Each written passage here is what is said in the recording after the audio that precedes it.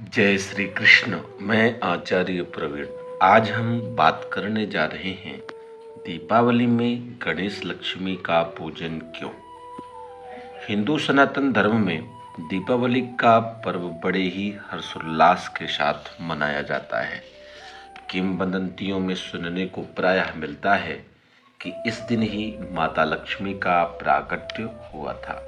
इसलिए इस दिन भगवती लक्ष्मी का पूजन करने से कई प्रकार के लाभ प्राप्त होते हैं। कहा जाता है कि माता लक्ष्मी ने प्रभु भगवान विष्णु से चर्चा करते हुए कहा था कि मैं धन धान्य ऐश्वर्य सभी चीज़ों का वरदान देती हूँ। मेरी कृपा से सभी भक्तों को सुख की प्राप्ति होती है। ऐसे में मेरी पूजा सबसे पहले और श्रेष्ठतम होनी चाहिए। तभी भगवान नारायण ने माता लक्ष्मी की बात को समझा और उन्हें समझाते हुए कहा कि आप भले ही सुख समृद्धि प्रदान करती हैं, लेकिन किसी भी स्त्री को मातृत्व का सुख न मिलने से उसका नारीत्व अपूर्ण रह जाता है। इसलिए आपकी पहले पूजा नहीं हो सकती और ना ही सर्वश्रेष्ठ मानी जा सकती। यह बात सुनकर माँ लक्ष्मी बहुत निराश हुई और माता पार्वती के पास अपनी व्यथा सुनाने पहुंची।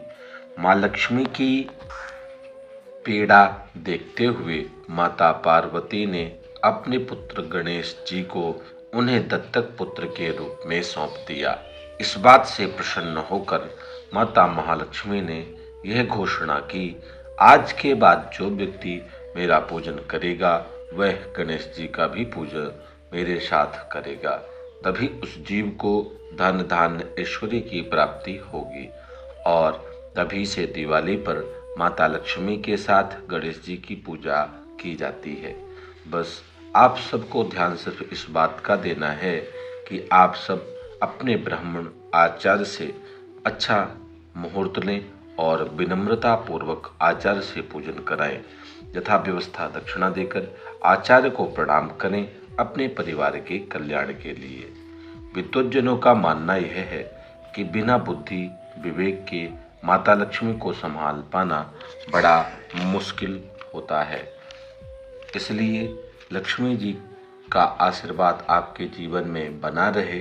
साथ में भगवान गणेश का भी पूजन करें ताकि लक्ष्मी के साथ बुद्धि की भी प्राप्ति हो।